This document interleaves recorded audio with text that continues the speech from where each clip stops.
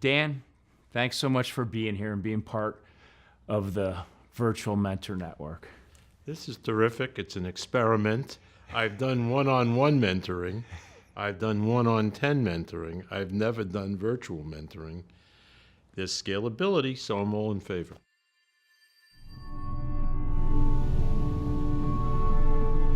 Here's why I think you are such the obvious choice to be on the Virtual Mentor Network is I've seen you interact. I've walked through the Jet Propulsion Laboratories. You have, whether you know it or not, you've mentored so many people. I love people, and I feel it's an obligation of those that are older than the newcomers.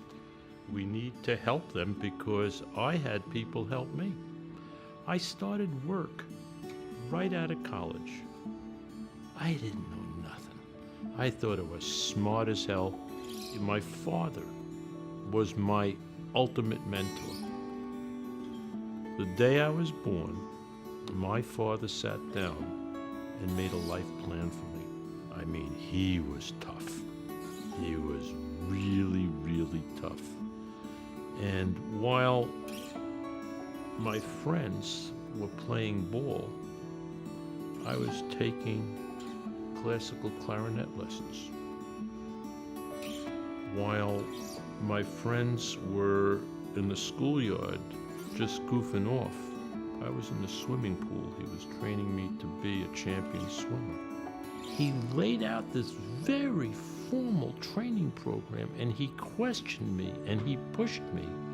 He took me to museums. In fact, when I was 7, he took me to the Hayden Planetarium at the Museum of Natural History. And he showed me this exhibit where they had asteroids. I could picture it, and I couldn't believe this object came to Earth from outer space. We don't even know where it came from. We know what it's made of. I became a space geek from 7 years old, and I knew my future was in. There was no NASA when I was 7.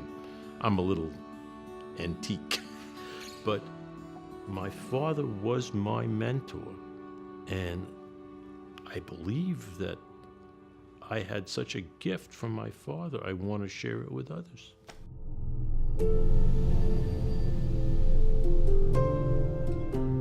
If you could have a new mentor, anybody, past, present, or future, who would it be and why? Michelangelo. Tell me why.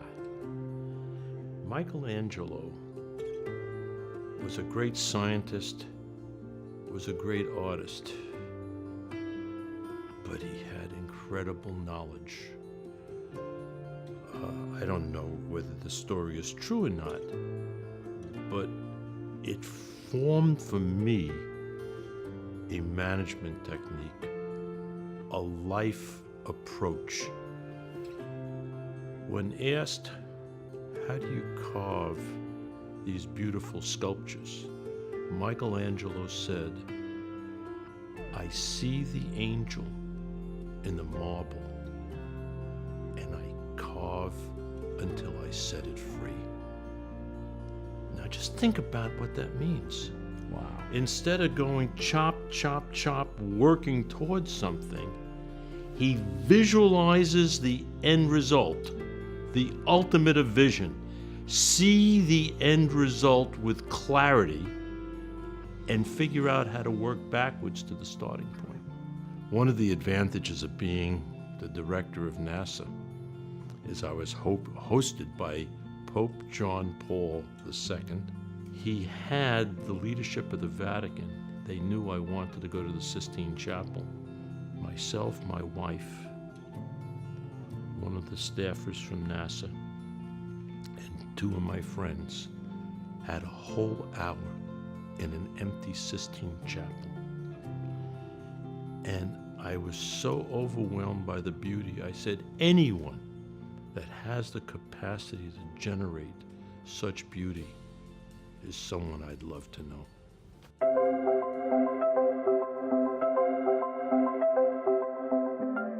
Dan, for me, you're one of the most natural mentors I've ever met to me, it's a state of mind for you. What makes that possible in your leadership style? Survival. In order to have a high-performing organization, I believe people need to know you care. And I can't come up with a better expression about caring than not telling someone what to do, demanding what they should do, but kind of quietly help them get there themselves. That to me is the ultimate in mentoring. There was an occasion that caused me early in my career to recognize that. I didn't understand the balance between human touch and production. We were building a very high-power communication system to prove the economic viability of direct broadcast TV from space. And we only had a team of 35 people, and I was driving these people to budget, to schedule, to technical excellence. One day in the fall, in Redondo Beach, California, there was a mist that formed on the window of my car, and about 8:30 at night, I was the last one there, and I went out to my car. And right in the mist of the window of my car, there someone took their finger and wrote, "Shit on you." I was crushed when I saw it. It was transformational in my life. In that short moment, I understood that leadership is balance between production and understanding people. And boy, did I start learning, and I read, and I talked to people. I sought out mentors to help them. I wanted them, people who knew me, to tell me, what am I doing wrong? And boy, it was crushing. For about a year, I found it hard to breathe. Wow. But it changed my life. It seems like such an inflection point. I mean, I know you're a very deep emotional person. By the way, I can see when you talk about something that means a lot to you. It's a balance between heart and... I just had a tear now because I thought of how crushed I was. Oh, I can see it. This is what other people thought of me. Yeah. But they were right and I was wrong. Yeah. Absolutely wrong. And you know what? Because it's happened to me many times, I've come to realize that's the penalty of leadership. The mere fact that you're in a position of leadership, arrows are gonna fly, you know. And by the way, I always say, you know, don't let it change who you are inside. Act, don't react.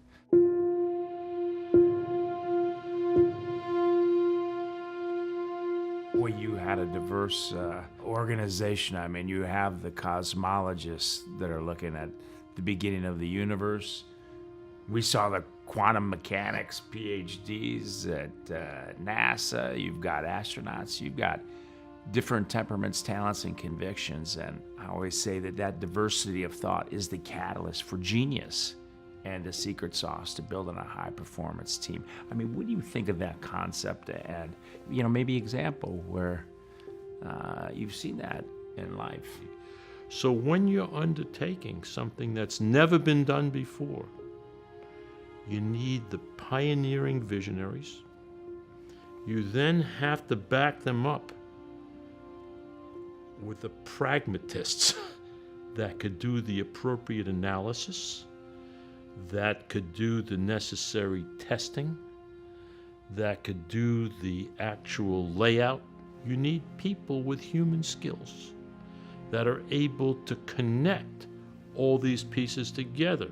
One of the first tasks that I faced was to fix the astigmatism in the Hubble Space Telescope. And there were two teams involved, the science team and the people doing the optics and the electronics, and the people who would do the ballet in space, the astronauts, and the crew in NASA Houston. And the two of them weren't getting along.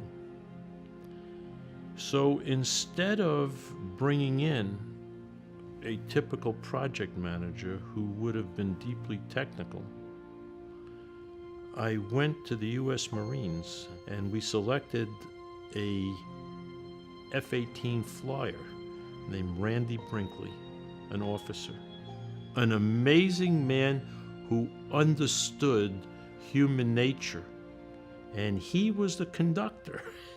He led the orchestra with the saxophones, violins, clarinets, all the different people with all their different skills. And it literally was an 11-day ballet. So you need the individual people with the diversity of skills, but then it needs someone that has the right integration capacity to do it. And in this case, it was an F-18 flyer, a Marine.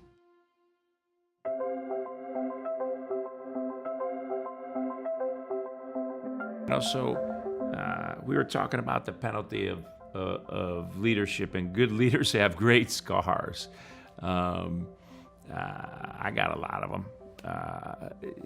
Talk to me about some of your battle scars. Well, this one happens to be NASA, Okay. and it was very, very public. The interesting thing is, if one has a failure, it sticks within the family. But when you're out there, the whole world knows.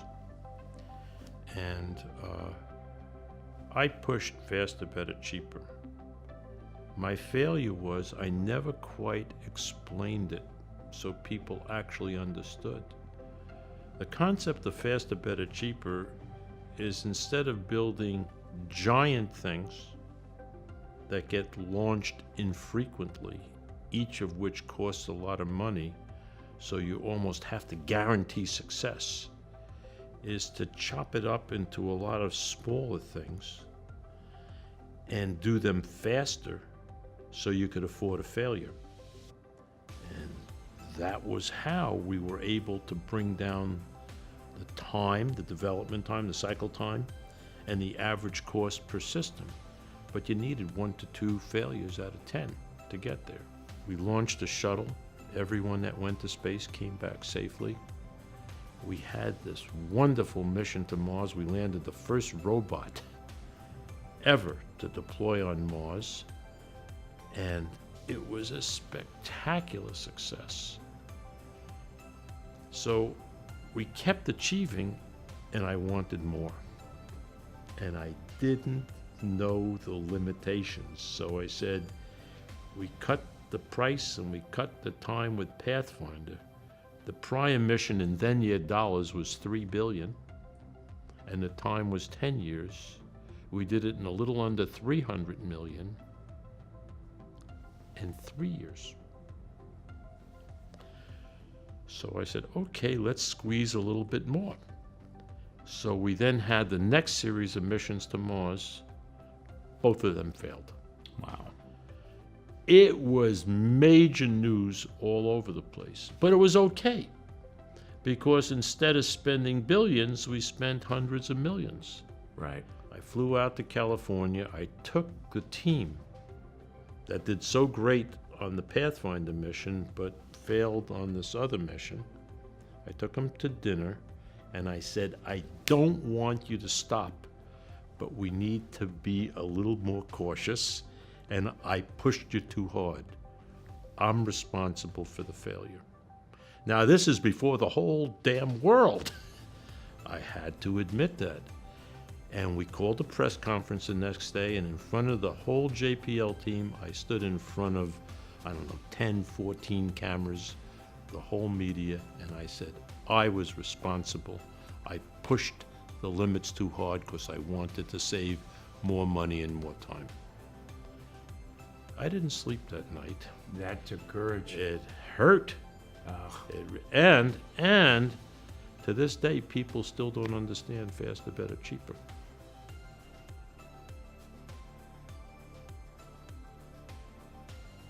Dan, I mean, you've had an amazing life, an amazing career. You're doing amazing things now with artificial intelligence.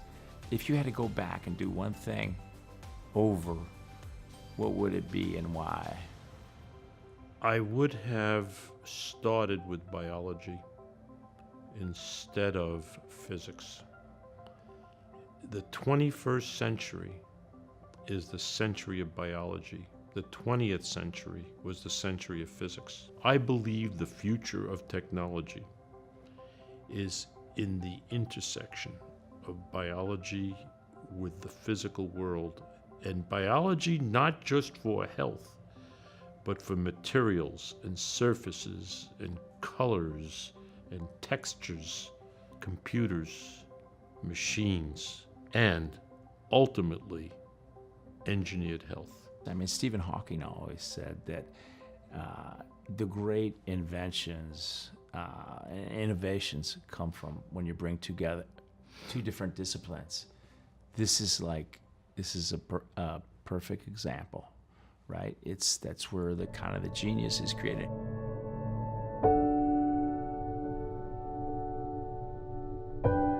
So think of yourself as the 20-year-old kid.